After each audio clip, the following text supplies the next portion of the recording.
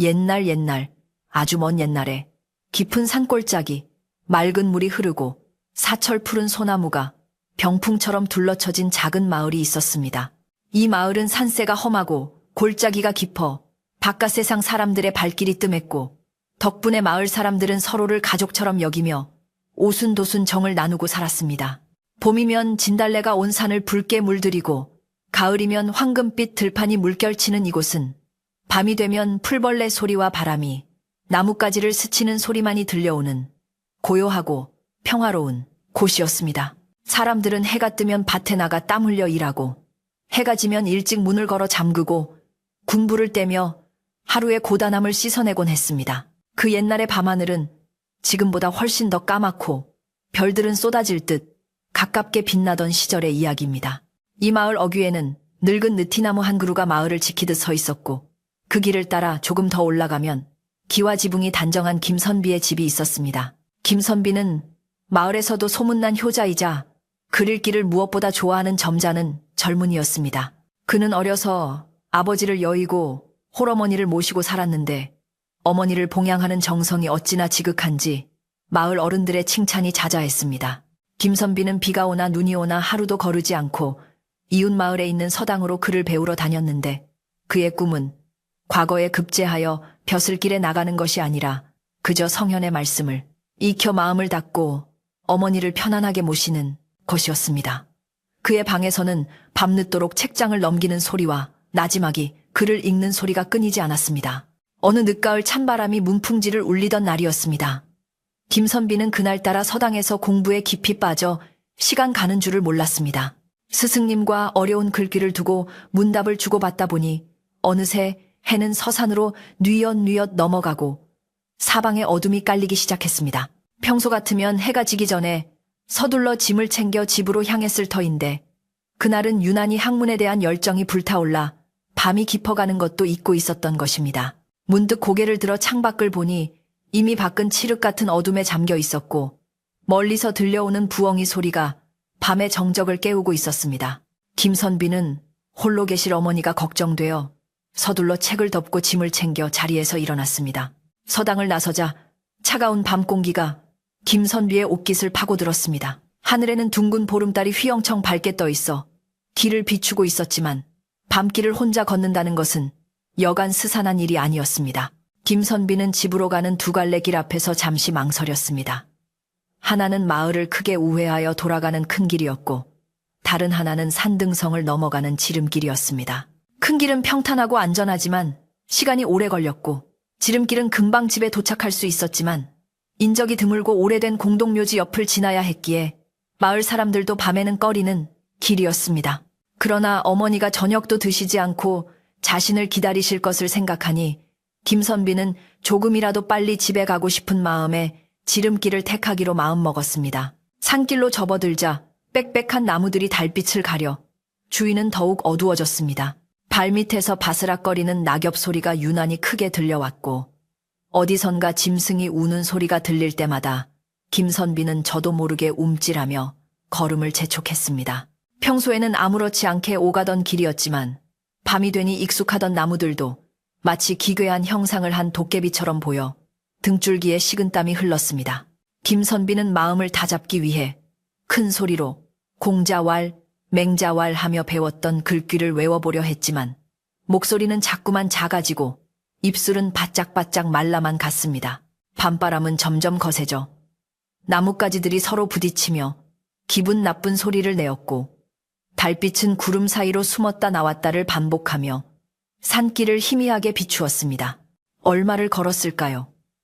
드디어 사람들이 꺼려한다는 그 공동묘지 근처에 다다랐습니다. 이곳은 아주 오래전부터 주인이 없는 무덤들이 모여있는 곳으로 낮에도 서늘한 기운이 감돌아 마을 아이들도 얼씬거리지 않는 곳이었습니다.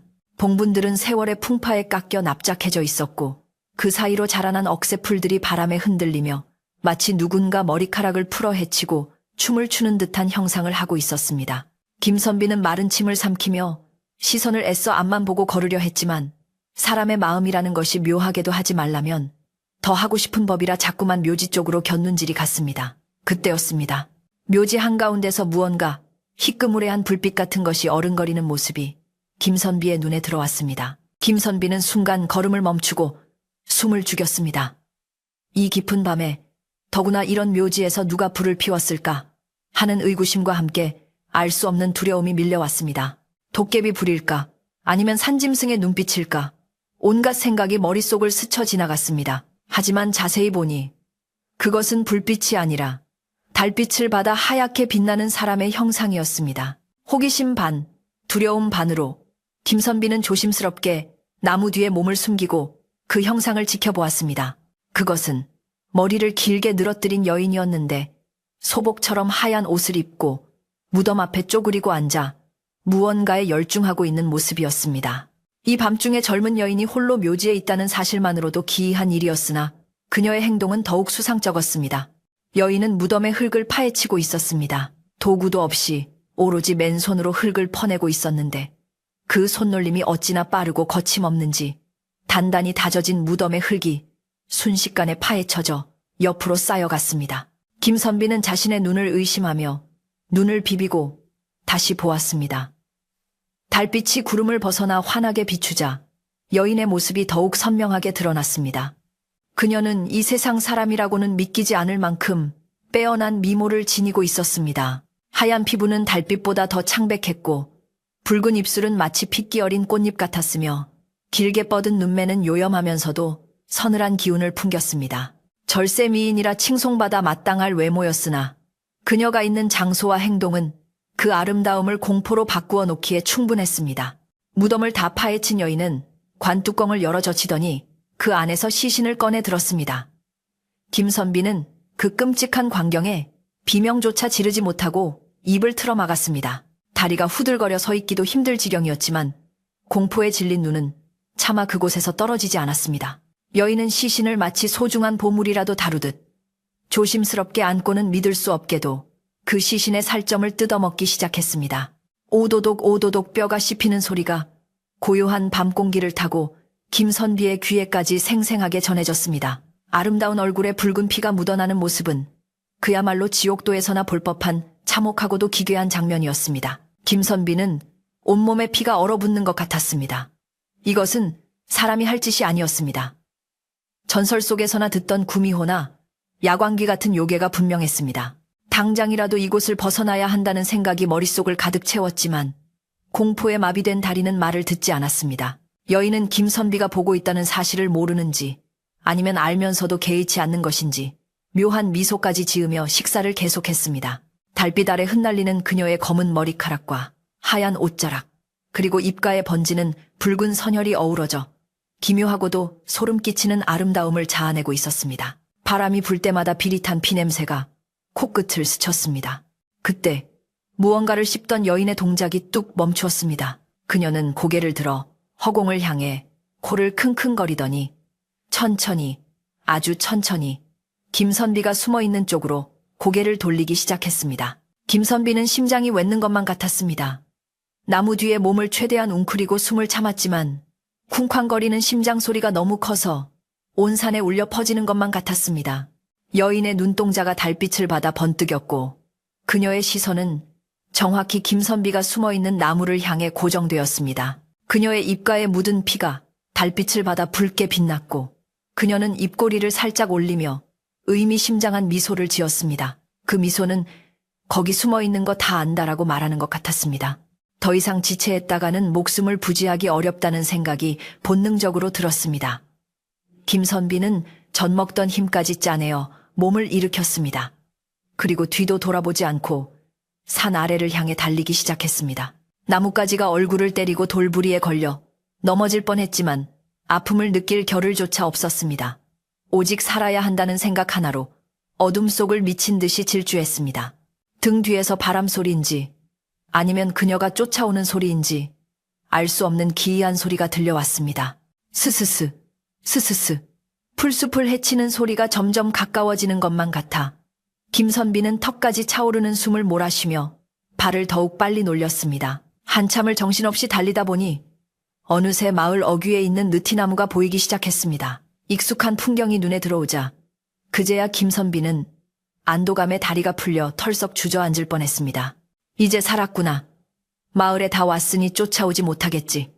그는 거친 숨을 고르며 떨리는 손으로 가슴을 쓸어내렸습니다. 식은땀으로 젖은 등줄기에 찬바람이 스치자 한기가 밀려왔습니다. 그는 잠시 멈춰서서 뒤를 돌아보았습니다.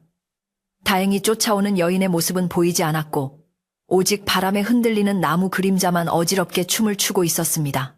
김선비는 다시 발걸음을 옮겨 집으로 향하려 했습니다. 그때였습니다. 고요한 밤에 정적을 찍고 등 뒤에서 서늘하고도 또렷한 목소리가 들려왔습니다. 그것은 산 위에서 들었던 바람소리도 짐승의 울음소리도 아니었습니다. 아주 부드럽고 감미롭지만 뼛속까지 시리게 만드는 여인의 목소리였습니다. 김선비님, 어디 가시나요? 김선비는 그 자리에 얼어붙고 말았습니다. 그 목소리는 분명 묘지에서 보았던 그 여인의 것이었습니다. 어떻게 이름을 알고 있는 것일까?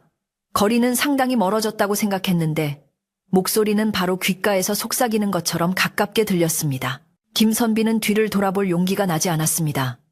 어른들이 말씀하시길 산에서 귀신이나 요괴가 이름을 부를 때 절대 대답하거나 뒤를 돌아보지 말라고 했습니다.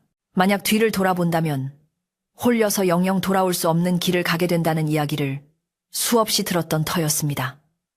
그는 두 눈을 질끈 감고 귀를 막으며 다시 달리기 시작했습니다. 잘못 들은 거야. 바람소리일 거야. 스스로에게 최면을 걸듯 중얼거렸지만 귓가에는 여전히 그 여인의 웃음소리가 은은하게 맴돌았습니다. 김선비님, 제 얼굴을 보셨잖아요. 목소리는 끈질기게 그를 따라붙었습니다. 집이 눈앞에 보일 때까지 김선비는 단 한 번도 멈추지 않았습니다. 살인문을 열고 마당으로 들어서는 순간 안방에서 희미하게 새어나오는 호롱불빛이 그렇게 반가울 수가 없었습니다. 그는 허둥지둥 대문을 걸어 잠그고 방문을 벌컥 열며 방 안으로 뛰어들었습니다. 방 안에는 어머니가 바느질을 하다 꾸벅꾸벅 졸고 계셨습니다. 아들의 거친 숨소리에 놀라 깬 어머니는 눈을 동그랗게 뜨고 물었습니다. 아니 얘야, 어찌 이리 혼비백산하여 들어오느냐? 무슨 일이라도 있었느냐? 김선비는 차마 묘지에서 본 끔찍한 광경을 어머니께 말씀드릴 수가 없어 그저 산짐승을 만나 놀랐다고 둘러댔습니다. 어머니는 놀란 아들을 다독이며 따뜻한 물을 떠다 주셨습니다. 김선비는 물을 마시며 겨우 진정을 했지만 심장은 여전히 쿵쿵거리고 손은 덜덜 떨렸습니다. 방 안의 따뜻한 온기에도 불구하고 몸은 으슬으슬 추워왔습니다. 그는 이불을 머리끝까지 뒤집어 쓰고 누웠지만 눈을 감으면 묘지에서 보았던 그 여인의 붉은 입술과 하얀 손, 그리고 자신을 부르던 목소리가 생생하게 되살아나 잠을 이룰 수가 없었습니다. 창호지 문 밖에서 바람이 불 때마다 마치 그 여인이 손톱으로 문을 긁는 것만 같아 쏘스라치게 놀라곤 했습니다. 그날 밤 김선비는 고열에 시달리며 끙끙 앓았습니다.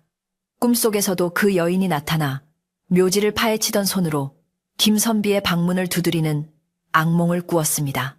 여인은 꿈속에서 더욱 아름답고도 무시무시한 모습으로 나타나 왜 저를 두고 가셨나요? 우리는 다시 만나게 될 거예요. 라고 속삭였습니다. 김선비가 식은땀을 흘리며 비명을 지르고 깨어났을 때는 이미 닭이 울고 동이 터오는 새벽이었습니다. 어머니는 밤새 열이 펄펄 끓는 아들의 머리맡을 지키며 물수건으로 이마를 닦아주고 계셨습니다. 창밖은 언제 그랬냐는 듯 평화로운 아침 햇살이 비치고 있었지만 김선비의 마음속 공포는 여전히 가시지 않았습니다. 아침이 밝자 마을 사람들은 평소와 다름없이 하루를 시작했습니다. 밥 짓는 연기가 모락모락 피어오르고 아이들이 뛰노는 소리가 들려왔습니다. 김선비는 무거운 몸을 일으켜 마루에 앉았습니다. 지난밤의 일이 마치 꿈인 것만 같았습니다. 그래, 내가 공부를 너무 많이 해서 헛것을 본 게야. 세상에 그런 괴이한 일이 있을 리가 없지. 그는 스스로를 위로하며 애써 공포를 떨쳐내려 했습니다. 하지만 묘지 쪽에서 불어오는 바람에는 여전히 비릿한 흙냄새가 섞여 있는 듯했고 멀리서 들려오는 까마귀 소리가 불길하게 느껴졌습니다. 그런데 점심때가 지날 무렵 마을 입구가 소란스러워졌습니다. 무슨 일인가 하여 김선비가 대문 밖을 내다보니 마을 사람들이 웅성거리며 누군가를 구경하고 있었습니다. 호기심에 이끌린 김선비가 가까이 다가가자 그곳에는 눈이 부실 정도로 아름다운 여인이 서 있었습니다. 고운 비단옷을 입고 단정하게 머리를 따은 그녀는 마을 사람들에게 상냥하게 인사를 건네고 있었습니다. 마을 청년들은 넋을 잃고 그녀를 바라보았고 아낙네들도 그녀의 미모와 고운 자태에 감탄을 금치 못했습니다. 하지만 김선비는 그녀의 얼굴을 보는 순간 심장이 덜컥 내려앉는 것만 같았습니다. 그녀는 다름 아닌 지난밤 묘지에서 보았던 바로 그 여인이었습니다. 피 묻은 소복 대신 고운 비단 옷을 입었고 입가에 묻어있던 선혈도 깨끗이 닦여 있었지만 그 서늘한 눈매와 오뚝한 콧날 그리고 창백하리만치 하얀 피부는 분명 그녀였습니다. 김선비는 자신의 눈을 의심하며 뒷걸음질 쳤습니다. 여인은 마을 사람들에게 자신을 소개하며 맑은 목소리로 말했습니다. 지나가던 길에 먼 친척을 찾으러 왔는데 날이 저물어 잠시 쉬어가고자 합니다. 그 목소리, 지난밤 김선비의 이름을 부르던 바로 그 목소리와 토씨 하나 다르지 않았습니다. 마을 사람들은 낯선 여인의 등장을 반기며 저마다 자신의 집에서 묵어가라고 권했습니다. 시골 인심이 후한 탓도 있었지만 여인의 미모에 홀린 탓이 더 컸을 것입니다. 여인은 수줍은 듯 미소를 지으며 고개를 숙였는데 그 순간 김선비와 눈이 딱 마주쳤습니다. 여인의 눈동자가 잠시 커지는 듯 하더니 이내 가늘게 휘어지며 묘한 웃음을 지었습니다. 김선비는 그 웃음의 의미를 알 것만 같아 등골이 오싹해졌습니다.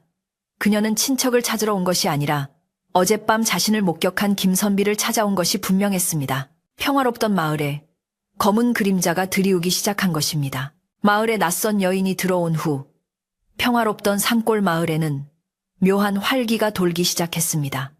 마을 사람들은 여인의 미모와 고운 심성의 칭찬을 아끼지 않았습니다. 그녀는 자신을 월하라고 소개하며 먼 친척 어르신을 찾으러 왔으나 기억이 가물가물하여 당분간 마을 이장님 댁 행랑채에 머물게 되었다고 했습니다.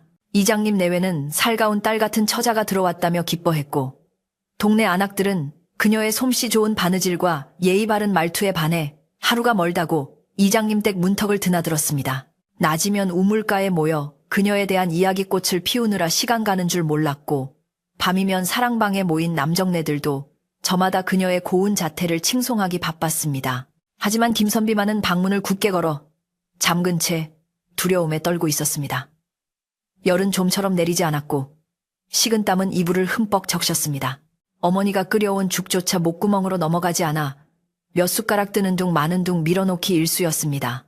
어머니는 아들이 그저 심한 몸살이 났거니 생각하여 새로 온 처자가 약초 다루는 법도 잘 안다 하니 내 가서 좀 물어보마라며 채비를 서둘렀습니다. 김선비는 화들짝 놀라 어머니의 소매를 붙잡고 절대 그 여인을 만나지 말라고 애원했습니다. 어머니는 아들의 유별난 반응에 고개를 갸웃거렸지만 병중이라 마음이 약해져서 그러려니 하고 달래며 자리에 눕혔습니다. 김선비가 밖으로 나오지 않자 오히려 그 여인이 김선비의 집 근처를 배회하기 시작했습니다.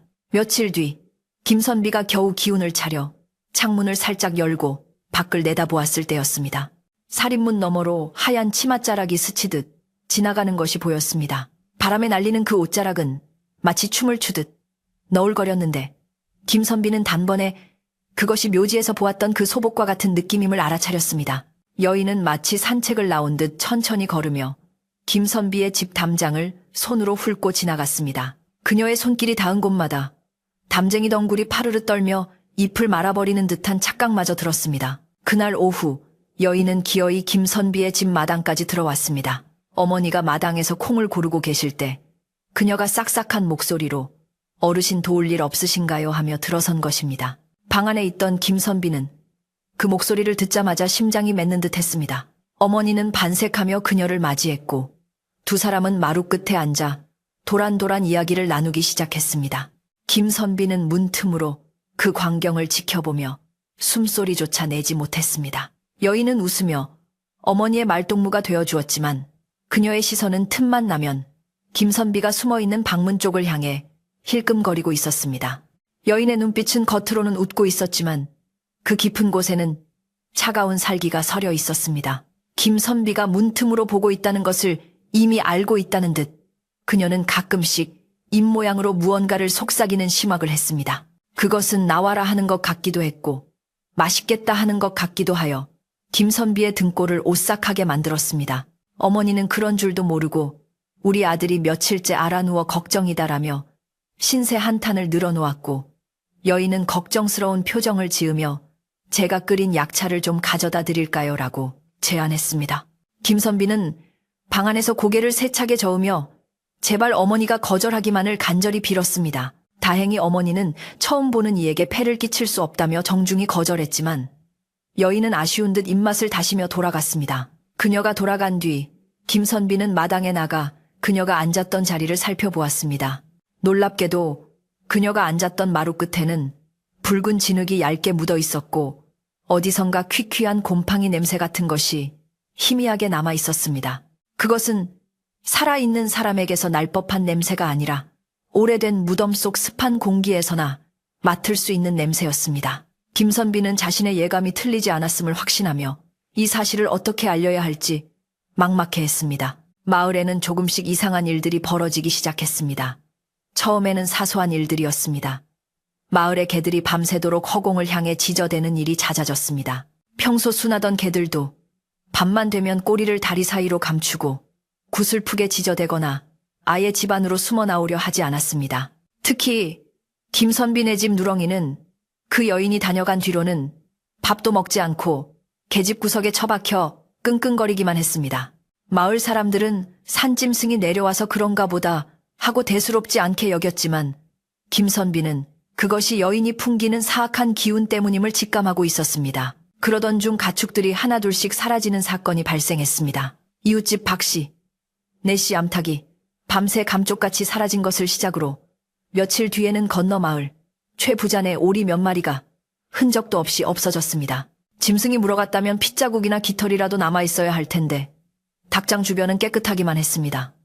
마치 누군가 닭을 통째로 삼켜버린 듯한 기이한 일이었습니다. 마을 사람들은 족제비나 사계 소행일 게다 하며 닭장을 보수하고 덫을 놓았지만 짐승은 잡히지 않고 가축들은 계속해서 사라져갔습니다. 김선비는 밤마다 잠을 이루지 못하고 뜬 눈으로 밤을 지새웠습니다. 밖에서 부스럭거리는 소리만 들려도 식은땀이 흘렀고 창호지에 비치는 나뭇가지 그림자만 봐도 심장이 내려앉았습니다. 그는 혹시나 여인이 밤에 몰래 찾아오지는 않을까 하여 문단속을 철저히 하고 머리맡에는 아버지가 남겨주신 낡은 서책과 복숭아 나무 가지를 놓아두었습니다. 예지하기에 복숭아 나무가 귀신을 쫓는다는 말을 들은 기억이 났기 때문입니다. 하지만 그러한 준비에도 불구하고 불안감은 좀처럼 가라앉지 않았습니다. 어느 날 밤 김선비는 마당에서 들려오는 이상한 소리에 잠이 깼습니다. 오독오독 하는 소리가 마치 뼈를 씹는 소리처럼 들려왔습니다. 그는 공포를 억누르며 창호지 구멍으로 밖을 내다보았습니다. 달빛이 흐릿한 마당, 한 구석 장독대 뒤편에 누군가 웅크리고 앉아있는 모습이 보였습니다. 희미한 실루엣이었지만 긴 머리카락을 늘어뜨린 그 뒷모습은 영락없이 그 여인이었습니다. 그녀는 무언가를 손에 들고 입으로 가져가고 있었는데 그 모습이 묘지에서 보았던 장면과 겹쳐지며 김선비는 비명을 지를 뻔했습니다. 다음 날 아침 김선비는 장독대 뒤편을 확인해 보았습니다. 그곳에는 닭의 깃털 몇 개와 핏방울이 말라붙어 있었습니다. 어머니가 아끼던 암탉 한 마리가 사라진 것이었습니다. 어머니는 산짐승이 기어이 우리 집까지 내려왔구나 하며 탄식하셨지만 김선비는 그것이 산짐승의 짓이 아님을 알고 있었습니다. 그는 떨리는 손으로 깃털을 주워들었습니다. 이대로 있다가는 가축뿐만 아니라 사람까지 해를 입을지도 모른다는 생각이 들자 더 이상 가만히 있을 수 없다는 결심이 섰습니다. 그날 오후 마을에서 가장 연세가 많고 지혜롭기로 소문난 뒷집 할머니가 김선비의 집을 찾아오셨습니다. 할머니는 눈이 어두워 앞을 잘 보지 못하셨지만 귀가 밝고 사람의 기운을 읽는 능력이 탁월하여 마을의 대소사 때마다 사람들이 조언을 구하러 가는 분이었습니다. 할머니는 지팡이를 짚고 마당에 들어서자마자 코를 킁킁거리며 인상을 찌푸리셨습니다. 어허, 집안에 웬 흙냄새가 이리 진동을 한다냐. 어머니는 며칠 전 비가 와서 땅이 젖어 그런가 봅니다라고 대수롭지 않게 넘기려 했지만 할머니의 표정은 심상치 않았습니다. 할머니는 김선비의 방문을 열고 들어와 그의 얼굴을 한참 동안이나 더듬으셨습니다. 주름진 손길이 김선비의 이마와 볼을 스치고 지나갔습니다. 할머니는 낮은 목소리로 말씀하셨습니다. 자네 얼굴에 핏기가 하나도 없구먼. 마치 저승사자와 마주 앉아 바둑이라도 둔 사람 같아. 김선비는 할머니의 말씀에 뜨끔하여 아무 말도 하지 못했습니다. 할머니는 김선비의 손을 꼭 잡으시며 혀를 차셨습니다. 요즘 마을에 들어온 그 처자 말이다. 내 눈에는 보이지 않아도 냄새는 맡을 수 있지. 김선비는 조심스럽게 할머니께 여쭈었습니다. 할머니, 그 처자에게서 무슨 냄새가 나던가요? 할머니는 잠시 뜸을 들이시더니 목소리를 더욱 낮추어 속삭이셨습니다. 꽃향기로 덮으려 했지만 그 속에서 나는 냄새는 숨길 수가 없어. 그건 오래 묵은 무덤 속 흙냄새야. 그리고 그 처자 걸을 때 발소리가 나지 않더구나. 김선비는 소름이 돋았습니다. 자신이 느꼈던 것과 정확히 일치했기 때문입니다. 할머니는 김선비의 귀에 대고 단호하게 말씀하셨습니다. 사람의 탈을 썼다고 다 사람이 아니란다. 조심해라. 놈이 노리는 건 이 집의 가장 맑은 기운이야. 할머니의 말씀은 김선비에게 큰 용기를 주었습니다. 혼자만 미친 사람 취급을 받을까 두려워 말 못하고 있던 차에 자신의 의심이 틀리지 않았음을 확인받은 것입니다. 할머니는 품 안에서 말린 쑥 한 줌과 굵은 소금을 꺼내 김선비에게 건네주셨습니다. 이걸 문지방과 창틀에 뿌려두게. 놈들은 쑥 타는 냄새와 소금의 짠 기운을 싫어하니 함부로 방 안에 들어오지는 못할 게야. 하지만 이것만으론 부족해. 놈의 정체를 밝혀야만 마을에서 쫓아낼 수 있어. 김선비는 할머니의 손을 잡고 눈물을 글썽이며 고개를 끄덕였습니다. 할머니가 돌아가신 뒤 김선비는 할머니의 말씀대로 문지방과 창틀 곳곳에 소금을 뿌리고 방 한 구석 화로에 쑥을 태우기 시작했습니다. 쑥 타는 매캐한 연기가 방 안에 가득 차자 왠지 모를 안도감이 들었습니다. 하지만 이것은 임시 방편일 뿐 근본적인 해결책이 될 수는 없었습니다. 여인은 점점 더 대담하게 마을을 휘젓고 다녔고 마을 사람들은 여전히 그녀의 미소에 속아 넘어가고 있었습니다. 김선비는 그녀가 사람들의 눈을 속이고 밤마다 본색을 드러낸다는 증거를 찾아야만 했습니다. 그날 밤 김선비는 일부러 방문을 조금 열어두고 잠을 청하는 척하며 기다렸습니다. 쑥 향기가 방문 밖으로 새어나가도록 하여 그녀의 반응을 살피려는 속셈이었습니다. 밤이 깊어지고 사위가 고요해지자 다시금 스산한 바람이 불어왔습니다. 멀리서 개 짖는 소리가 들리더니 뚝 끊기고 마당으로 들어서는 미세한 인기척이 느껴졌습니다. 퍽퍽퍽. 이번에는 발소리가 들렸지만 그것은 사람의 발소리가 아니라 마치 무거운 짐을 질질 끄는 듯한 둔탁한 소리였습니다. 김선비는 이불 속에서 눈만 내놓고 문 밖을 주시했습니다. 열린 문틈 사이로 달빛이 들어와 방 안을 비스듬히 비추고 있었습니다. 잠시 후 문틈으로 검은 그림자가 쑥 들어왔습니다. 그림자는 문지방 앞에 멈춰 서서 한참 동안 꼼짝도 하지 않았습니다. 아마도 문지방에 뿌려진 소금과 방 안에서 풍겨나오는 쑥 냄새 때문에 섣불리 들어오지 못하는 모양이었습니다. 그림자는 이리저리 흔들리며 문 앞을 서성였고 밖에서는 킁킁하며 냄새를 맡는 소리가 들려왔습니다. 김선비님, 자나요 약차를 좀 가져왔는데. 낮에 들었던 그 상냥한 목소리가 문 밖에서 들려왔습니다. 하지만 그 목소리 끝에는 참을 수 없는 허기와 탐욕이 묻어 있었습니다. 김선비는 대답하지 않고 죽은 듯이 가만히 있었습니다. 그러자 목소리는 조금 더 날카롭게 변했습니다. 문 좀 열어보세요. 네, 제가 다 알아요. 안 자고 있는 거. 문고리가 덜컥거리며 흔들리기 시작했습니다. 그러나 다행히 안에서 걸어 잠근 문고리는 쉽게 열리지 않았습니다. 여인은 포기하지 않고 문틈으로 손가락을 집어넣으려 했습니다. 창호지가 찢어지는 소리와 함께 하얗고 긴 손가락 하나가 쑥 들어왔습니다. 그 손가락 끝에는 흙이 잔뜩 껴 있었고 손톱은 길고 날카로웠습니다. 김선비는 비명을 참으며 옆에 두었던 촛대를 집어들었습니다. 여인의 손가락이 소금이 뿌려진 문지방에 닿자 치익하는 소리와 함께 타는 냄새가 났습니다. 여인은 짧은 비명을 지르며 손을 확 빼냈습니다. 이놈, 감히 나를. 밖에서 들려오는 목소리는 이제 더 이상 사람의 것이 아닌 짐승의 으르렁거리는 소리와 같았습니다. 그날 밤은 그렇게 지나갔습니다. 여인은 소금과 쑥의 기운에 막혀 방 안으로 들어오지 못하고 물러갔지만 김선비는 그녀가 순순히 물러날 존재가 아님을 뼈저리게 느꼈습니다. 그녀는 단순한 요물이 아니라 오랜 세월 굶주림에 지쳐 사람의 정기를 노리는 강력한 악귀였습니다. 김선비는 날이 밝으면 마을 사람들에게 이 사실을 알려야 한다고 생각했지만 과연 누가 병석에 누운 자신의 말을 믿어줄지 걱정이 앞섰습니다. 증거가 필요했습니다. 누구도 부인할 수 없는 명백한 증거가. 아침이 밝자마자 김선비는 마당으로 나갔습니다.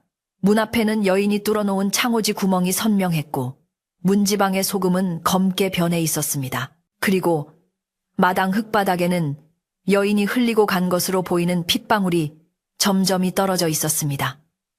김선비는 그것들을 보며 주먹을 불끈 쥐었습니다. 이제 더 이상 피할 곳은 없었습니다. 오늘 밤이 지나면 또 다른 희생이 생길지도 모르는 일이었습니다. 그는 어머니에게조차 알리지 않고 조용히 마을 회관으로 향할 채비를 했습니다. 사람들이 모두 모여있는 그곳에서 그녀의 정체를 밝히고 마을을 구해내야만 했습니다. 마을 회관 앞에는 벌써부터 사람들이 모여 웅성거리고 있었습니다. 어젯밤 또다시 가축이 사라진 일로 민심이 흉흉해진 탓이었습니다. 그 가운데에는 여전히 단정한 모습의 여인이 서서 걱정스러운 표정으로 마을 사람들을 위로하고 있었습니다. 어머나, 세상에 어떤 짐승이 그런 몹쓸 짓을 하며 혀를 차는 그녀의 모습을 보자 김선비의 가슴 속에서 뜨거운 분노가 치밀어 올랐습니다. 그는 심호흡을 한번 크게 하고는 비장한 표정으로 사람들 사이를 헤치고 앞으로 나아갔습니다. 이제 진실을 밝힐 시간이 다가오고 있었습니다. 마을 회관 앞마당은 팽팽한 긴장감으로 가득 차 있었습니다. 사람들은 웅성거리며 지난밤 사라진 가축들에 대해 이야기하느라 분주했고 그 중심에는 여전히 월아가 서 있었습니다. 그녀는 마치 자신의 일인 양 눈물을 글썽이며 안타까워하고 있었는데 그 모습이 어찌나 가련해 보이는지 마을 청년들은 주먹을 불끈 쥐며 반드시 범인을 잡겠노라 맹세하고 있었습니다. 김선비는 떨리는 다리를 지탱하며 군중 속으로 걸어 들어갔습니다. 그의 파리한 안색과 외탄 눈은 누가 봐도 병중인 사람의 모습이었기에 마을 사람들은 놀란 눈으로 그를 바라보며 기를 터주었습니다. 아니, 김선비 아닌가? 몸도 성치 않은 사람이 여긴 어인 일인가? 이장님이 걱정스러운 목소리로 물었습니다. 김선비는 이장님의 물음에도 아랑곳하지 않고 곧장 월아를 향해 시선을 고정했습니다. 그의 눈빛은 열병으로 인해 흐릿했지만 그 안에 담긴 의지는 바위처럼 단단했습니다. 월아는 김선비를 보자마자 짐짓 놀란 척하며 다가와 그의 팔을 잡으려 했습니다. 어머 선비님, 아직 기운도 없으신데 찬바람을 쐬시면 어쩌려고요. 그녀의 손길이 닿으려던 순간 김선비는 소스라치게 놀라며 그녀의 손을 뿌리쳤습니다. 내 몸에 손대지 마시오. 그의 날카로운 외침에 좌중은 찬물을 끼얹은 듯 조용해졌습니다. 평소 예의 바르고 온순하기로 소문난 김선비가 이토록 거칠게 행동하는 것은 처음 보는 일이었기에 사람들은 당황할 수밖에 없었습니다. 김선비는 가쁜 숨을 몰아쉬며 월아를 노려보았습니다. 그대는 대체 누구시오? 마을에 친척을 찾으러 왔다고 했으나 이 좁은 마을에 그대를 아는 이는 아무도 없소. 게다가 그대가 온 뒤로 밤마다 짐승들이 사라지고 흉흉한 일이 끊이지 않으니 이것이 과연 우연이라 할 수 있겠소. 김선비의 목소리는 떨렸지만 또렷하게 울려 퍼졌습니다. 월아의 눈썹이 살짝 꿈틀거렸지만 그녀는 이내 억울하다는 표정을 지으며 눈물을 뚝뚝 흘렸습니다. 세상에 어찌 그런 섭섭한 말씀을 하십니까? 저는 그저 길 잃은 나그네일 뿐인데 저를 의심하시다니요. 그녀의 울음소리에 마을 사람들의 마음은 금세 흔들리기 시작했습니다. 마을 아낙네들이 나서서 김선비를 나무라기 시작했습니다. 아이고 선비님, 아무리 몸이 아파 헛것이 보인다 해도 그렇지 생사람을 잡으면 쓰나요? 이리 곱고 착한 처자한테 무슨 말버릇인가? 사람들의 비난이 쏟아졌지만 김선비는 물러서지 않았습니다. 그는 품 안에서 검게 변해버린 소금 덩어리와 쑥채를 꺼내 보였습니다. 이것을 보시오. 어젯밤 내 방 문지방에 뿌려두었던 소금이요. 사악한 기운이 닿으면 소금이 이처럼 검게 타들어간다고 들었소. 이 여인이 내 방문을 열려 했을 때 변한 것이오. 김선비는 증거를 들이밀며 호소했습니다. 사람들은 검게 변한 소금을 보고 잠시 웅성거렸습니다. 확실히 소금은 불에 그을린 듯 새까맣게 변해 있었고 불쾌한 냄새를 풍기고 있었습니다. 하지만 월아는 눈 하나 깜짝하지 않고 차분하게 말했습니다. 선비님께서 약을 다리시다가 태운 것이 아니옵니까? 몸이 편찮으시니 착각을 하실 수도 있지요. 그녀의 말은 너무나 그럴듯하게 들렸습니다. 이장님조차 고개를 끄덕이며 김선비를 달래려 했습니다. 자자 김선비. 자네가 지금 열이 심해 오해를 하는 것 같네. 일단 집으로 가서 쉬게나. 누구도 김선비의 말을 진심으로 믿어주려 하지 않는 분위기였습니다. 그때 마을 어귀에서 놀고 있던 똥개 한 마리가 회관 마당으로 달려왔습니다. 평소 사람을 잘 따르던 순한 개였는데 월아를 보자마자 털을 곤두세우고 으르렁거리기 시작했습니다. 개는 뒷걸음질 치며 맹렬하게 지저댔는데 마치 맹수를 만난 듯 공포와 적개심을 동시에 드러내고 있었습니다. 월아는 흠칫 놀라며 뒤로 물러섰고 순간 그녀의 눈동자가 뱀의 눈처럼 세로로 찢어지는 것을 김선비는 똑똑히 보았습니다. 아주 짧은 찰나였지만 그 변화는 분명했습니다. 개가 짖는 소리는 점점 더 커져 마을 전체를 울릴 기세였습니다. 월아는 당황한 기색을 감추며 어머, 제가 개를 무서워해서요. 라며 치맛자락으로 몸을 숨겼습니다. 마을 청년 하나가 나서서 개를 쫓아내려 돌을 집어들었지만 김선비가 소리쳤습니다. 그만두시오. 짐승은 사람보다 눈이 밝아 사악한 것을 먼저 알아보는 법이요. 저 개가 왜 저러는지 정말 모르겠소. 김선비의 절박한 외침에 돌을 든 청년은 머뭇거렸습니다. 비록 사람들은 여전히 반신반의하는 눈치였지만 개의 격렬한 반응과 김선비의 확신에 찬 태도에 조금씩 동요하는 기색이 역력했습니다. 월아를 바라보는 시선에 의구심이 섞이기 시작한 것입니다. 분위기가 이상하게 흐르자 월아는 재빨리 태도를 바꿨습니다. 제가 이곳에 있어 소란이 생기는 것 같으니 오늘은 이만 물러가겠습니다. 하지만 선비님 밤길 조심하세요. 밤에는 눈이 어두워 헛것이 더 잘 보이는 법이니까요. 그녀는 뼈 있는 말을 남기고 뒤돌아섰습니다. 그녀가 지나가는 자리에는 서늘한 바람이 일었고 흙먼지가 회오리 치듯 피어올랐습니다. 마을 사람들은 멍하니 그녀의 뒷모습을 바라보았고 김선비는 그녀가 남긴 마지막 말이 단순한 경고가 아니라 선전포고임을 직감했습니다. 오늘 밤 분명 무슨 일이 벌어질 것이라는 불길한 예감이 그를 감싸 안았습니다. 이장님은 찜찜한 표정으로 사람들을 해산시켰습니다. 오늘 밤은 각자 문단속 철저히 하고 장정들은 조를 짜서 마을을 순찰하도록 하지. 사람들은 고개를 끄덕이며 흩어졌지만 표정들은 하나같이 어두웠습니다. 김선비는 힘겹게 발걸음을 옮겨 집으로 돌아왔습니다. 어머니는 아들의 창백한 얼굴을 보고 놀라 달려 나오셨습니다. 김선비는 어머니의 손을 꼭 잡고 간곡히 말했습니다. 어머니, 오늘 밤은 절대 방문을 열지 마시고 무슨 소리가 들려도 밖을 내다보지 마세요. 그리고 오늘 하루는 옆집 순이네가 계시는 게 좋겠습니다. 어머니는 영문을 몰라 했지만 아들의 기색이 너무나 비장하여 묵묵히 고개를 끄덕였습니다. 어머니를 이웃집으로 피신시킨 뒤 김선비는 홀로 집을 지키기 위한 준비를 시작했습니다. 그는 광에서 굵은 소금을 한 자루 꺼내 마당 곳곳에 뿌렸습니다. 특히 대문과 담장 밑, 그리고 자신이 머물 방 주변에는 하얗게 띠를 두를 정도로 두텁게 뿌렸습니다. 그리고 뒷산에서 베어온 복숭아나무 가지를 깎아 대문 양옆에 꽂아두고 방 안에는 쑥을 산처럼 쌓아 놓았습니다. 날이 어둑어둑해지자 그는 부엌 아궁이에 불을 지피고 쑥을 태우기 시작했습니다. 매캐한 쑥 향기가 집 안 가득 퍼져나갔고 연기는 굴뚝을 타고 올라가 마당을 자욱하게 덮었습니다. 해는 서산으로 넘어가고 마을에는 다시 짙은 어둠이 깔렸습니다. 여느 때와 달리 풀벌레 소리 하나 들리지 않는 적막강산이었습니다. 김선비는 방 한가운데 앉아 촛불 하나를 켜놓고 책을 펼쳤습니다. 글을 읽으려는 것이 아니라 성현의 말씀이 담긴 책의 기운으로 두려움을 쫓아내려는 심산이었습니다. 잡으러 괴력 난신즈 부구 꽈일리 륜션. 공자께서는 기이하고 힘센 것과 어지럽고 귀신 같은 것에 대해 말씀하지 않으셨다. 그는 주문을 외우듯 글귀를 반복해서 읊조렸습니다. 시간이 얼마나 흘렀을까? 바람 소리가 거칠어지기 시작했습니다. 장호지가 파르르 떨리고 촛불이 심하게 흔들렸습니다. 자정 무렵 대문 밖에서 둔탁한 소리가 들려왔습니다. 쿵, 쿵. 마치 무거운 돌덩이를 내려놓는 듯한 소리였습니다. 김선비는 숨을 죽이고 귀를 기울였습니다. 소리는 점점 가까워져 마당 안으로 들어왔습니다. 대문에 꽂아둔 복숭아나무 가지가 우지끈하고 부러지는 소리가 났습니다. 김선비의 등줄기에 식은땀이 흘러내렸습니다. 소금을 뿌려둔 땅을 밟는 소리가 들렸는데 치익하며 무언가 타는 소리와 함께 고통스러운 신음소리가 섞여 들려왔습니다. 이 녀석, 준비를 단단히 했구나. 목소리는 더 이상 월아의 고운 목소리가 아니었습니다. 쇠를 긁는 듯 거칠고 탁한 소리였습니다.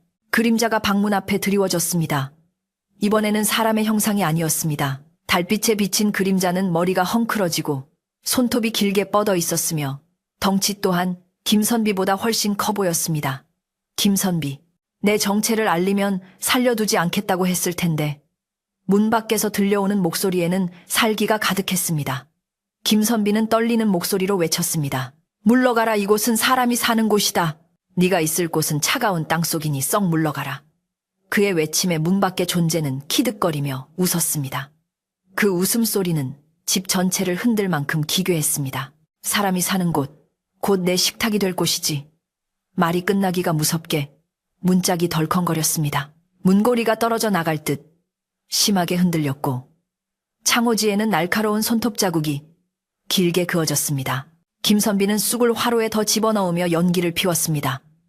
매캐한 연기가 문틈으로 빠져나가자 밖에서는 기침 소리와 함께 욕설이 들려왔습니다. 독한 놈, 이런다고 내가 못 들어갈 줄 아느냐? 쾅! 쾅 문을 두드리는 힘이 점점 세졌습니다. 낡은 경첩이 비명을 지르며 찌그러지기 시작했습니다. 김선비는 방구석에 놓아두었던 낫을 손에 쥐었습니다. 글만 읽던 선비의 손에 들린 낫은 어색하고 무거웠지만 지금은 그것만이 유일한 무기였습니다. 그는 마음속으로 돌아가신 아버지를 불렀습니다. 아버지 불효자 김선비를 지켜주십시오. 어머니를 지킬 수 있게 힘을 주십시오. 문 밖의 존재는 이제 문을 부수기 위해 몸으로 부딪히고 있었습니다. 흙벽이 우수수 떨어지고 천장의 석가래에서 먼지가 일었습니다.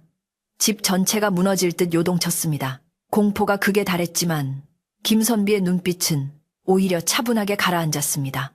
더 이상 물러설 곳이 없다는 절박함이 그를 강하게 만들고 있었습니다. 그때 마을 쪽에서 웅성거리는 소리와 함께 불빛이 보이기 시작했습니다. 이봐, 김선비네 집 쪽에서 무슨 소리가 들려? 순찰을 돌던 마을 장정들의 목소리였습니다. 횃불의 붉은 빛이 어둠을 가르며 다가오고 있었습니다. 문 밖의 존재는 인기척을 느끼고 잠시 동작을 멈추었습니다. 칫, 방해꾼들이 몰려오는구나. 그녀는 분한 듯 문을 한 번 더 세게 걷어찼습니다. 문짝이 반쯤 떨어져 나가며 덜렁거렸습니다. 그 틈으로 김선비는 그녀와 눈이 마주쳤습니다. 붉게 충혈된 눈 입가까지 찢어진 입, 그리고 온몸을 뒤덮은 검은 털, 그것은 사람이 아니었습니다. 마을 사람들의 횃불이 가까워지자 괴물은 괴성을 지르며 지붕 위로 뛰어올랐습니다. 오늘만 날이 아니다. 두고 보자. 그녀는 기와지붕을 박차고 어둠 속으로 사라졌습니다. 쿵쿵. 지붕 위를 달리는 소리가 멀어지자 김선비는 그제야 긴장이 풀려 털썩 주저앉고 말았습니다. 손에 쥐고 있던 낫이 바닥으로 떨어지며 쨍그랑 소리를 냈습니다. 곧이어 이장님과 마을 사람들이 부서진 대문을 넘어 마당으로 뛰어들어왔습니다. 김선비 괜찮은가? 횃불 아래 드러난 집안 꼴은 그야말로 난장판이었습니다. 마을 사람들은 부서진 문과 마당에 흩어진 소금, 그리고 깊게 패인 발자국들을 보며 할 말을 잃었습니다. 그 발자국은 짐승의 것도 사람의 것도 아닌 기이한 모양이었습니다. 특히 문짝에 남아있는 깊은 손톱 자국은 보는 이들의 간담을 서늘하게 만들었습니다. 이장님은 떨리는 목소리로 말했습니다. 자네 말이 사실이었구만. 우리가 자네를 믿지 못해 큰일 날 뻔했네. 사람들 사이에서 탄식과 후회의 목소리가 터져 나왔습니다. 김선비는 식은땀으로 젖은 얼굴을 들고 힘겹게 말했습니다. 아직 끝난 것이 아닙니다. 놈은 다시 올 것입니다. 반드시 끝을 보아야 합니다. 다음 날 아침, 마을 분위기는 완전히 바뀌어 있었습니다. 지난밤의 소동으로 모든 것이 명백해졌기 때문입니다. 사람들은 더 이상 월화를 고운 처자로 보지 않았습니다. 그녀는 마을을 위협하는 무서운 요괴였습니다. 마을 회관에 다시 모인 사람들은 두려움에 떨면서도 어떻게든 이 난관을 헤쳐나가야 한다는 결의를 다졌습니다. 뒷집 할머니가 지팡이를 짚고 나오셔서 좌중을 둘러보시며 말씀하셨습니다. 놈은 본색을 들켰으니 이제 숨지 않고 덤벼들게야. 오늘 밤이 고비다. 모두 힘을 합치지 않으면 마을 전체가 쑥대밭이 될 게야. 김선비는 마을 사람들 앞에 서서 비장한 목소리로 말했습니다. 놈은 빛을 싫어하고 불을 두려워합니다. 그리고 자신의 진짜 무덤이 있는 곳으로 돌아가려는 습성이 있습니다. 오늘 밤 우리는 놈을 유인하여 놈이 나온 그곳 묘지에서 결판을 내야 합니다. 사람들은 김선비의 말에 귀를 기울였습니다. 더 이상 그는 병약한 서생이 아니라 마을을 지키는 든든한 지휘관이었습니다. 김선비의 계획은 대담하고도 위험했습니다. 스스로 미끼가 되어 놈을 묘지로 유인하겠다는 것이었습니다. 사람들은 말렸지만 김선비의 고집을 꺾을 수는 없었습니다. 제가 시작한 일이니 제가 끝을 맺겠습니다. 그의 눈은 다가올 밤을 향해 불타고 있었습니다. 날이 저물기 전 마을은 마치 전쟁을 앞둔 군영처럼 분주하게 움직였습니다. 김선비의 비장한 결심을 전해들은 마을 사람들은 더 이상 두려움에 떨며 숨어있지 않았습니다. 장정들은 뒷산에 올라 굵은 대나무를 베어와 끝을 뾰족하게 깎아 창을 만들었고, 아낙네들은 집집마다 있는 헌 옷가지들을 모아 기름을 먹여 횃불을 준비했습니다. 아이들조차도 냇가에 나가 주먹만한 돌멩이들을 날라와 마을 어귀에 쌓아놓으며 어른들의 일손을 도왔습니다. 이 모든 준비는 오직 하나 마을의 평화를 깨뜨린 요괴를 물리치고 다시 예전의 평온한 일상을 되찾기 위함이었습니다. 사람들의 얼굴에는 긴장감이 감돌았지만 그 눈빛만은 횃불처럼 뜨겁게 타오르고 있었습니다. 뒷집 할머니는 마을 회관 부엌에서 큰 가마솥에 팥죽을 쑤고 계셨습니다. 붉은 팥이 보글보글 끓어오르며 구수한 냄새를 풍겼지만 오늘 쑤는 팥죽은 먹기 위한 것이 아니었습니다. 예로부터 붉은색은 잡귀를 쫓고 재앙을 막아주는 힘이 있다고 믿어왔기에 할머니는 요괴에게 뿌릴 무기로 팥죽을 준비하시는 것이었습니다. 할머니는 땀을 뻘뻘 흘리며 주걱으로 죽을 저으시면서도 입으로는 끊임없이 주문 같은 것을 중얼거리셨습니다. 부정한 것은 물러가고 맑은 기운만 남을지어다. 썩은 흙 냄새는 사라지고 사람 사는 훈기만 남을지어다. 그 모습은 마치 마을을 지키는 늙은 장수와도 같아 보는 이들의 마음을 숙연하게 만들었습니다. 해가 서산으로 넘어가고 땅거미가 내려앉기 시작하자 마을은 다시금 정막에 휩싸였습니다. 하지만 어제와는 다른 종류의 정막이었습니다. 어제는 공포에 질린 침묵이었다면 오늘은 결전을 앞둔 폭풍 전야의 고요함이었습니다. 김선비는 하얀 무명옷으로 갈아입고 마을 어귀 느티나무 아래 홀로 섰습니다. 그의 허리춤에는 아버지가 남겨주신 낡은 붓 대신 붉은 팥주머니와 소금 자루가 매달려 있었습니다. 그는 두 눈을 감고 마음을 가라앉히며 다가올 운명의 시간을 기다렸습니다. 마을 사람들은 약속한 대로 곳곳에 숨어 숨소리를 죽이고 김선비의 신호를 기다리고 있었습니다. 이윽고 완전히 어둠이 깔리고 구름 뒤에 숨어있던 보름달이 모습을 드러냈습니다. 차가운 달빛이 마을을 비추자 어디선가 스산한 바람이 불어와 나뭇잎들을 흔들었습니다. 휘잉 휘잉 하는 바람소리 사이로 흙을 밟는 소리가 들려오기 시작했습니다. 벅벅벅. 어젯밤 김선비의 방문 앞에서 들렸던 바로 그 둔탁하고 불길한 발소리였습니다. 김선비는 마른 침을 삼키며 눈을 크게 떴습니다. 마을 입구의 어둠 속에서 희끄무레한 형체가 서서히 모습을 드러내고 있었습니다. 그것은 월화의 모습을 하고 있었지만 더 이상 사람이라고 볼 수 없는 흉측한 몰골이었습니다. 고운 비단 옷은 갈기갈기 찢어져 너덜거렸고 그 사이로 드러난 피부는 시체처럼 푸르댕댕했습니다. 머리카락은 산발이 되어 얼굴을 반쯤 가리고 있었는데 그 사이로 번뜩이는 붉은 눈동자가 김선비를 향해 고정되었습니다. 호호호, 김선비님 저를 마중 나오셨나요? 그녀의 목소리는 쇠를 긁는 듯 날카로웠고 입을 열 때마다 검은 연기가 새어나왔습니다. 그녀는 마을 곳곳에 숨어있는 사람들의 기척을 이미 눈치챈 듯 비릿한 웃음을 흘리며 조롱했습니다. 네, 이놈 여기가 어디라고 감히 또 나타난 것이냐. 김선비가 호통을 치며 앞으로 나섰습니다. 요괴는 가소롭다는 듯 코웃음을 쳤습니다. 어차피 오늘 밤이면 이 마을 사람들은 모두 내 먹잇감이 될 텐데 큰 소리치기는. 요괴가 손을 뻗자 손톱이 길게 늘어나며 김선비의 목을 노렸습니다. 그 순간 김선비는 재빨리 품에서 팥주머니를 꺼내 요괴의 얼굴을 향해 던졌습니다. 붉은 파달들이 요괴의 얼굴에 닿자 탁탁탁 소리를 내며 불꽃이 튀었습니다. 요괴는 아악하고 비명을 지르며 얼굴을 감싸쥐고 뒤로 물러섰습니다. 지금이다. 김선비가 소리치자 숨어있던 마을 장정들이 일제히 튀어나와 횃불에 불을 붙였습니다. 순식간에 마을 어귀가 대낮처럼 환해졌습니다. 갑작스러운 불빛에 요괴는 당황하며 몸을 움츠렸습니다. 사람들은 준비해둔 돌과 소금을 요괴를 향해 마구 던졌습니다. 소금이 몸에 닿을 때마다 요괴의 살점이 타들어가는 듯 연기가 피어올랐고 고통스러운 비명이 밤하늘을 찔렀습니다. 하지만 요괴는 생각보다 훨씬 강했습니다. 그녀는 고통을 참아내며 긴 팔을 휘둘러 날아오는 돌들을 쳐내고 무시무시한 기세로 사람들을 위협하기 시작했습니다. 김선비는 요괴가 마을에서 난동을 부리면 사람들이 다칠 것을 염려하여 원래 계획대로 놈을 묘지로 유인하기로 했습니다. 요물아, 나를 원한다면 따라와라. 김선비는 요괴를 향해 소금 한 줌을 덧뿌리고는 뒤도 돌아보지 않고 산 쪽으로 달리기 시작했습니다. 분노에 찬 요괴는 섞어라. 내 너를 찢어 죽일 것이다. 라고 고함치며 김선비의 뒤를 쫓았습니다.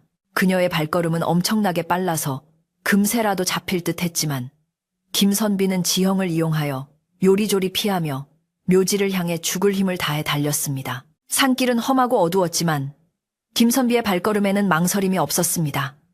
등 뒤에서 들려오는 요괴의 숨소리가 점점 거칠어지고 나무들이 부러지는 소리가 들려왔습니다. 김선비는 숨이 턱까지 차올랐지만 멈출 수 없었습니다. 그가 멈추면 마을이 위험해지고 어머니가 위험해진다는 생각 하나로 공포를 이겨내고 있었습니다. 마침내 며칠 전 그 끔찍한 광경을 목격했던 공동묘지가 눈앞에 나타났습니다. 묘지 입구에는 미리 잠복해 있던 이장님과 마을의 날쌘 청년들이 김선비가 오기만을 기다리고 있었습니다. 김선비가 묘지 한가운데에 이르러 멈춰 섰습니다. 뒤따라오던 요괴도 거친 숨을 몰아쉬며 묘지에 들어섰습니다. 이제 더 이상 도망칠 곳은 없다. 여기서 내 명을 끊어주마. 요괴는 승리의 미소를 지으며 김선비에게 다가왔습니다. 바로 그때 이장님의 신호와 함께 묘지 주변 풀숲에서 청년들이 일제히 일어났습니다. 그들의 손에는 뒷집 할머니가 쑤어주신 뜨거운 팥죽이 담긴 항아리가 들려 있었습니다. 뿌려라. 이장님의 외침과 함께 사방에서 붉은 팥죽이 요괴를 향해 쏟아졌습니다. 뜨거운 팥죽을 뒤집어 쓴 요괴는 끔찍한 비명을 지르며 바닥을 뒹굴었습니다. 팥죽의 붉은 기운과 뜨거운 열기가 요괴의 사악한 음기를 녹여버리는 듯 했습니다. 요괴의 몸에서 검은 연기가 솟구쳐 오르고 그녀의 형상은 점점 흐물흐물하게 녹아내리기 시작했습니다. 안 돼, 안 돼. 내가 이렇게 당할 수는 없어. 요괴는 발악하며 땅을 긁었지만 이미 기운이 다해가는지 몸 동작이 눈에 띄게 느려졌습니다. 이때를 놓치지 않고 장정들이 달려들어서 미리 준비해둔 굵은 밧줄로 요괴를 꽁꽁 묶으려 했으나 형체가 없는 연기처럼 변하려고 하여 쉽지 않았습니다. 그때 김선비가 앞으로 나서며 품속에 간직했던 마지막 비책을 꺼냈습니다. 그것은 할머니가 주신 복숭아 나무로 깎은 말뚝이었습니다. 할머니는 놈이 본래의 모습을 잃고 흐트러질 때 놈이 나왔던 무덤의 정수리에 이 말뚝을 박아야 한다고 일러주셨습니다. 김선비는 요괴가 며칠 전 파헤치고 나왔던 그 빈 무덤을 향해 달려갔습니다. 요괴는 김선비의 의도를 알아차리고 필사적으로 그를 막으려 했지만 팥죽의 기운 때문에 몸을 제대로 움직일 수 없었습니다. 그건 안 돼. 그건 내 집이야. 요괴의 절규가 묘지에 울려 퍼졌습니다. 김선비는 무덤 앞에 도착하여 말뚝을 높이 쳐들었습니다. 달빛을 받은 말뚝 끝이 서늘하게 빛났습니다. 이제 그만 어둠으로 돌아가라. 그리고 다시는 이 세상에 나오지 말거라. 김선비는 온몸에 체중을 실어 무덤의 정중앙 흙이 파헤쳐진 그 구멍을 향해 말뚝을 내리꽂았습니다. 쿵 하는 묵직한 소리와 함께 말뚝이 땅 깊숙이 박히자 요괴는 단말마의 비명을 지르며 그 자리에 굳어버렸습니다. 그녀의 몸이 마치 흑인형처럼 부서지더니 한 줌의 검은 재가 되어 바람에 흩날려 버렸습니다. 요괴가 사라진 자리에는 낡고 해진 소복 한 벌만이 덩그러니 남았습니다. 그 옷마저도 불에 탄 듯 검게 그을려 있었습니다. 동시에 묘지를 감싸고 있던 음산하고 차가운 기운이 씻은 듯이 사라지고 맑고 깨끗한 밤 공기가 그 자리를 채웠습니다. 구름에 가려져 있던 달도 더욱 환하게 빛나며 묘지를 비추었습니다. 숨죽여 지켜보던 마을 사람들은 그제야 안도의 한숨을 내쉬며 서로를 얼싸안았습니다. 끝났다. 드디어 끝났어. 누군가의 외침에 여기저기서 환호성이 터져 나왔습니다. 김선비는 다리에 힘이 풀려 그 자리에 주저앉았습니다. 긴장이 풀리자 온몸이 땀으로 젖어 있음을 깨달았습니다. 이장님이 다가와 김선비의 어깨를 두드리며 감격스러운 목소리로 말했습니다. 자네가 해냈네. 자네 덕분에 우리 마을이 살았어. 청년들도 김선비 주변으로 모여들어 그를 일으켜 세우며 칭송했습니다. 김선비는 쑥스러운 듯 고개를 숙였지만 그의 얼굴에는 긍지와 안도감이 서려 있었습니다. 그는 바닥에 떨어진 소복을 보며 잠시 생각에 잠겼습니다. 비록 요괴였으나 한때는 누군가의 딸이었고 누군가의 가족이었을 존재가 어쩌다 원비가 되어 이런 끔찍한 짓을 저질렀는지 연민의 정이 느껴지기도 했습니다. 사람들은 묘지를 정리하기 시작했습니다.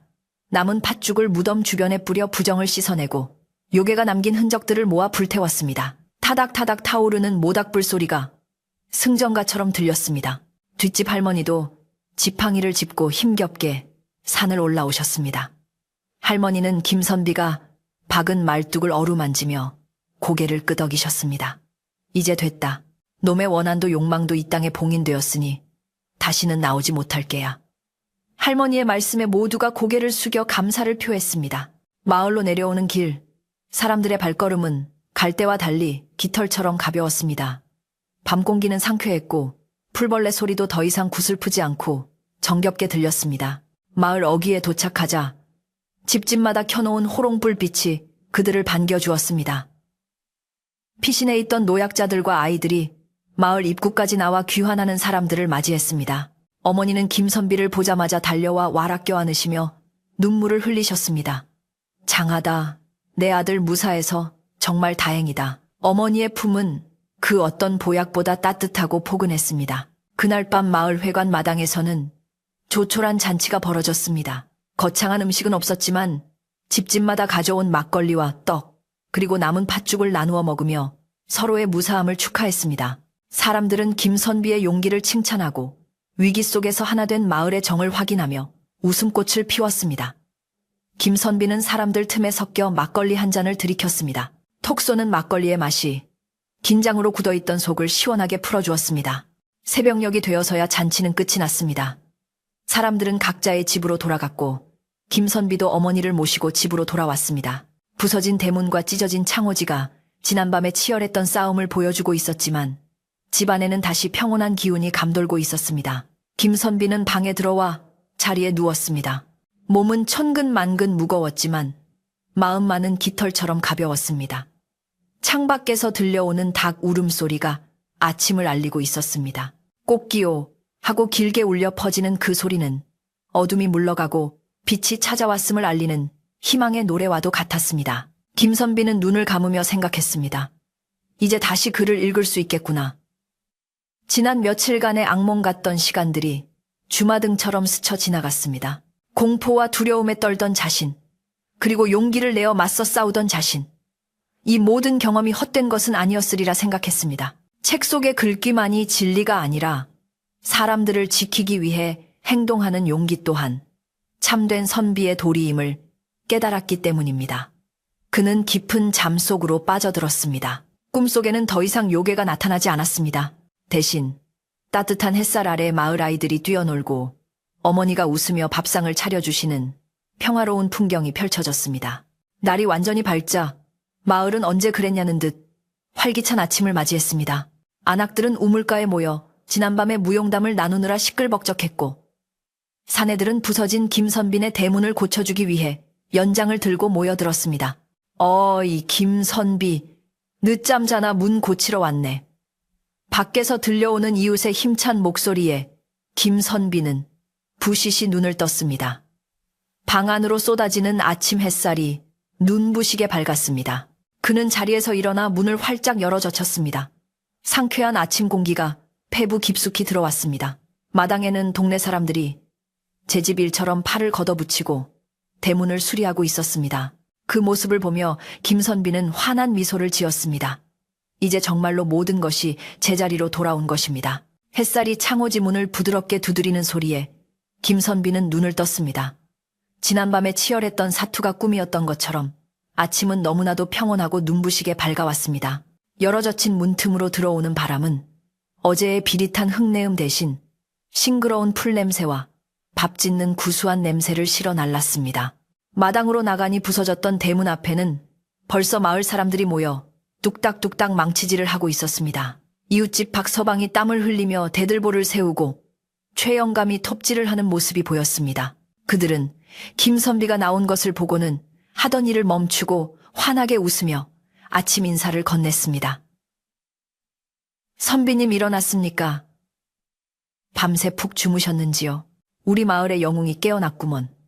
그들의 목소리에는 진심 어린 존경과 애정이 듬뿍 담겨 있었습니다. 김선비는 황송하여 얼른 마당으로 내려가 허리를 굽혀 인사를 올렸습니다. 어르신들, 이게 다 무슨 일입니까? 제 집 일이니 제가 마땅히 해야 할 터인데 이리 이른 아침부터 수고를 끼쳐드려 송구합니다. 그러자 최 영감이 껄껄 웃으며 손사래를 쳤습니다. 무슨 섭섭한 말씀을. 자네가 우리 마을을 구했는데 대문 고치는 일쯤이야 우리 몫이지. 게다가 이번 참에 아주 튼튼한 참나무로 문을 해달 테니 이제 황소바람이 불어도 끄떡없을 걸세. 사람들은 너나 할 것 없이 김선비의 어깨를 두드리며 격려했습니다. 그 투박한 손길에서 전해지는 온기가 김선비의 얼어붙었던 마음을 녹여주었습니다. 마을 공동체라는 것이 이토록 든든하고 따뜻한 울타리임을 그는 새삼 깨닫게 되었습니다. 점심때가 되자 마을 아낙네들이 하나둘씩 음식을 머리에 이고 김선빈의 마당으로 모여들었습니다.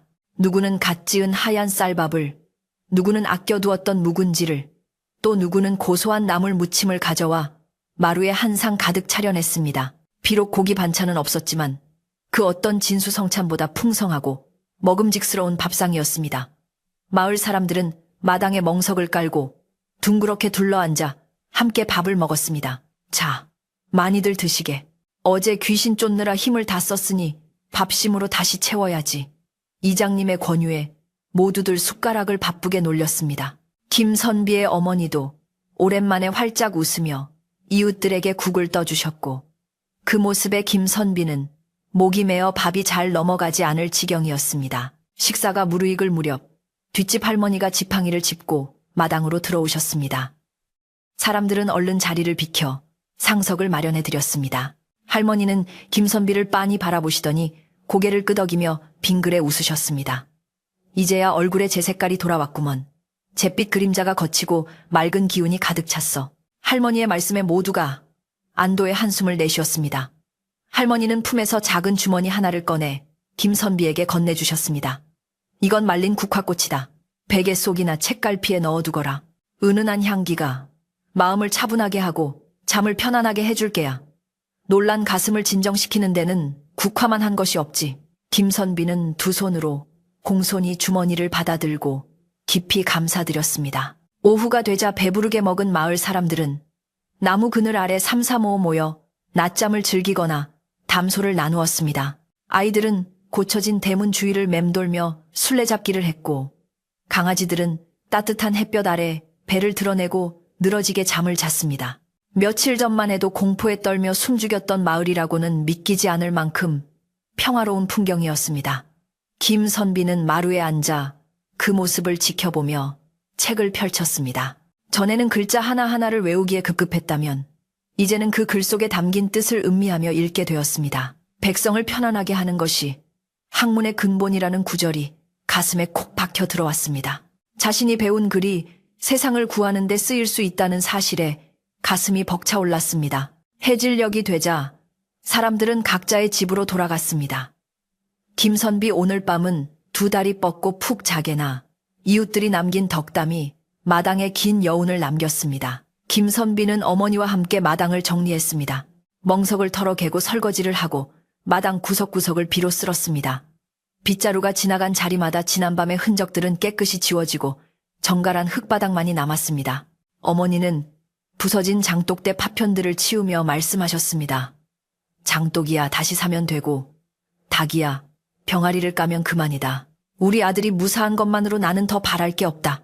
어머니의 담담한 말씀 속에 담긴 깊은 사랑에 김선비는 코끝이 찡해졌습니다. 어둠이 내리기 시작하자 마을의 굴뚝마다 하얀 연기가 피어올랐습니다.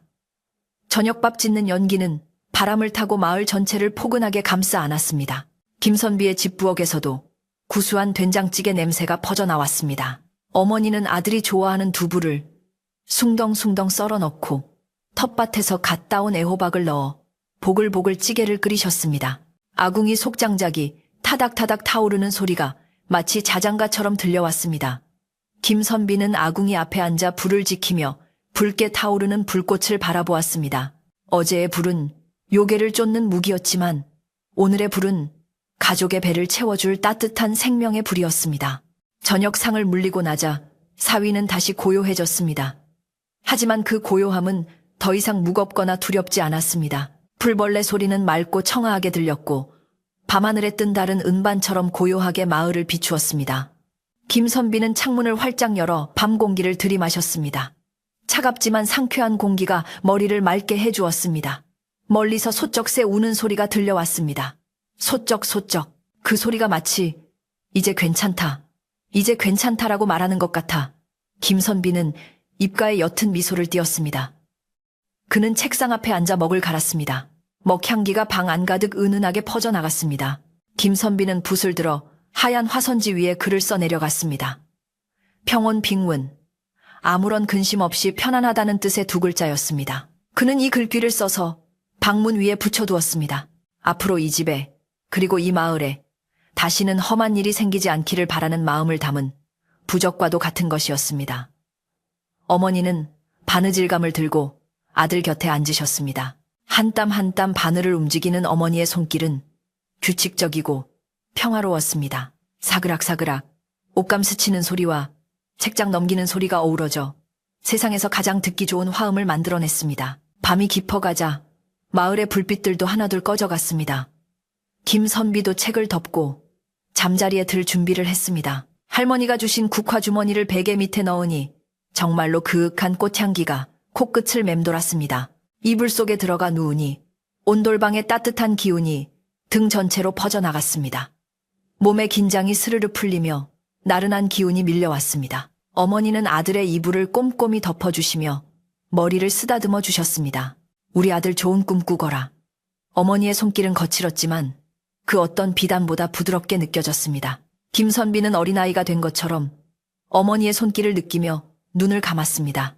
꿈속에서 김선비는 다시 그 산길을 걷고 있었습니다. 하지만 이번에는 밤이 아니라 화창한 대낮이었습니다. 길가에는 이름 모를 야생화들이 만발해 있었고 나비들이 춤을 추며 날아다녔습니다. 그 무서웠던 공동묘지는 온데간데 없고 그 자리에는 아름다운 정자가 하나 서 있었습니다. 정자에는 흰 옷을 입은 노인이 앉아 김선비를 향해 손짓을 했습니다. 가까이 가보니 그는 다름 아닌 돌아가신 아버지였습니다. 아버지는 김선비를 보고 환하게 웃으시며 말씀하셨습니다. 장하다 내 아들, 네가 집안을 지키고 마을을 지켰구나. 이제 마음의 짐을 내려놓고 네 뜻을 펼치거라. 아버지의 따뜻한 격려에 김선비는 꿈속에서도 기쁨의 눈물을 흘렸습니다. 다음 날 아침, 마을은 활기로 가득 찼습니다. 김선비는 서당으로 향하는 길에 마을 사람들과 반갑게 인사를 나누었습니다. 논에서 일하던 농부들도, 냇가에서 빨래하던 안악들도 모두 김선비를 보며 손을 흔들었습니다. 그는 더 이상 샌님이라 불리는 유약한 서생이 아니었습니다. 마을의 든든한 일원이자 존경받는 이웃이 된 것입니다. 서당 훈장님도 김선비의 이야기를 전해 듣고는 대견해하시며 칭찬을 아끼지 않으셨습니다. 글을 배우는 것은 실천하기 위함인데 자네가 그 본보기를 보였네. 김선비는 겸손하게 고개를 숙였지만 그의 가슴 속에는 새로운 자신감이 자라나고 있었습니다. 계절은 어느덧 늦가을에서 초겨울로 넘어가고 있었습니다. 마을 뒷산의 단풍은 낙엽이 되어 떨어지고 나뭇가지들은 앙상한 뼈대를 드러냈습니다. 하지만 마을 사람들의 마음만은 그 어느 때보다 따뜻했습니다. 김선비는 틈날 때마다 마을 아이들을 모아 글을 가르치기 시작했습니다. 하늘 천땅지, 아이들의 낭낭한 글 읽는 소리가 담장을 넘어 마을 곳곳으로 퍼져나갔습니다. 그 소리는 요괴의 울음소리를 완전히 지워버리고 마을의 생명력과 희망을 불어넣었습니다. 월아라는 이름의 요괴는 이제 옛날 이야기 속의 존재가 되어 아이들이 말을 안 들을 때나 꺼내는 호랑이 같은 존재로 남게 되었습니다. 첫눈이 내리던 날 밤, 김선비는 방문을 열고 하얗게 변해가는 세상을 바라보았습니다. 소복이 쌓이는 눈은 세상의 모든 허물을 덮어주고 새로운 시작을 알리는 듯 했습니다. 마당의 장독대 위에도 새로 해달은, 대문 위에도 하얀 눈모자가 씌워졌습니다. 고요하게 내리는 눈송이들을 보며 김선비는 생각했습니다. 세상에는 알 수 없는 어둠과 두려움이 존재하지만 사람들의 따뜻한 마음과 용기가 있다면 그 어떤 어둠도 물리칠 수 있다고 말입니다. 그리고 그 용기는 특별한 힘이 아니라 가족을 사랑하고 이웃을 아끼는 평범한 마음에서 비롯된다는 것을 깨달았습니다. 김선비는 따뜻한 차 한 잔을 끓여 마루에 앉았습니다. 찻잔에서 피어오르는 김이 차가운 공기 속으로 흩어졌습니다. 멀리서 개 짖는 소리가 들려왔지만 그것은 더 이상 경계의 소리가 아니라 주인을 반기는 정겨운 소리였습니다. 그는 마음속으로 조용히 다짐했습니다. 앞으로도 이 평화로운 마을과 사랑하는 사람들을 지키기 위해 글도 열심히 읽고 마음도 단단히 닦겠노라고. 그리고 언젠가 자신이 늙어 할아버지가 되면 손자들에게 이 무용담을 들려주며 용기의 중요성을 가르쳐 주겠노라고 말입니다. 밤은 깊어지고 온 세상은 눈이불을 덮고 깊은 잠에 빠져들었습니다. 김선비의 방에서도 불빛이 꺼지고 고른 숨소리만이 들려왔습니다. 마을을 지키는 느티나무도, 산속에 잠든 짐승들도, 그리고 이 이야기를 듣는 당신도 모두 평안한 밤을 맞이하고 있습니다. 무서운 것들은 모두 물러갔고 오직 따뜻하고 포근한 기운만이 당신의 잠자리를 지켜줄 것입니다. 오늘 밤은 아무 걱정하지 말고 김선비가 선물 받은 국화 향기처럼 은은하고 기분 좋은 꿈을 꾸시길 바랍니다. 긴 이야기 들어주셔서 고맙습니다. 달빛이 당신의 창가를 비추고 별들이 당신의 꿈길을 안내할 것입니다.